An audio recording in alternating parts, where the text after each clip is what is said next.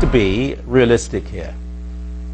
There are armed, dedicated, hysterical followers of a militant form of Islam led by the Muslim Brotherhood and their even more intolerant and violent partners in crime. They're protesting.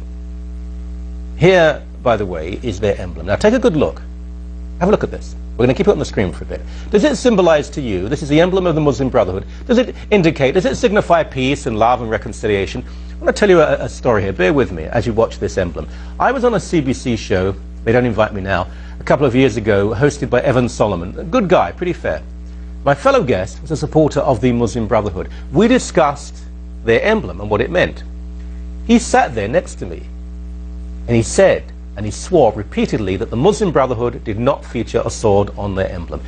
He did this because he knew the audience, Western and liberal, was naive and gullible, and would believe pretty much whatever he said. Look, you must not assume that the people demonstrating in Cairo and elsewhere are peaceful, ordinary, and desirous of democracy and freedom. Have a look at this.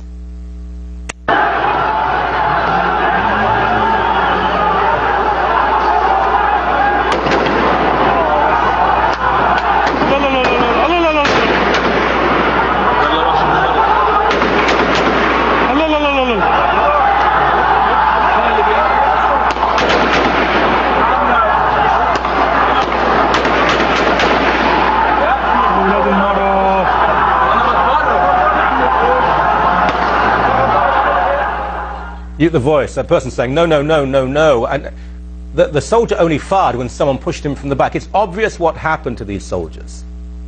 Like rabid animals, really. I'm sorry, but like rabid animals. The mob pounces on them, kicking them and beating them to death. Now, these are the people we are supposed to believe are peaceful protesters. No, no, my friends, no. These are not the crowds in Istanbul, Turkey, who kids and students, ordinary people who just asked to be heard. These are not even the thugs of the Black Bloc and the hard left in North America. Those twits are middle class and they're violent because they know the police will not really hurt them. They're cowards. The Egyptian mobs, though, they will die for their religion and their cause. They actually want to die for their religion and their cause. Hassan al-Banna was the founder of the Muslim Brotherhood. He admired Hitler, he hated Jews, he wanted the Nazis to win the war, he supported the raising of an SS division amongst Muslims. Supporters of the Muslim Brotherhood have assassinated their opponents. They've killed Christians, Jews, Hindus, Buddhists, Baha'i people simply for being different. They believe in a strict, rigid interpretation of Sharia law, leading to the subjugation of women, honor killings, stoning, the execution of homosexuals, the dhimmi status, second-class status of non-Muslims who have to pay a tax merely for existing, an armed jihad against the West and non-believers. They do not believe in democracy. They'll use it, they don't believe in it. They do not believe in freedom. They do not believe in the human rights we take for granted. And they certainly do not believe in peace.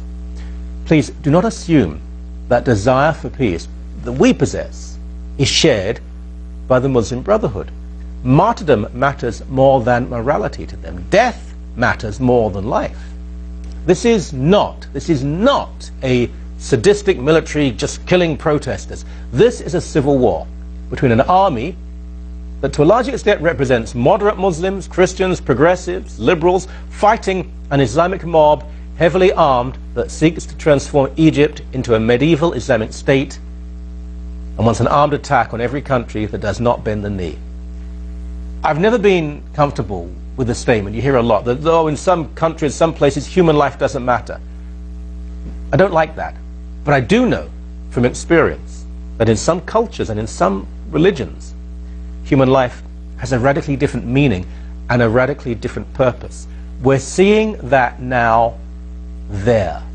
It's happened before. It's going to happen again.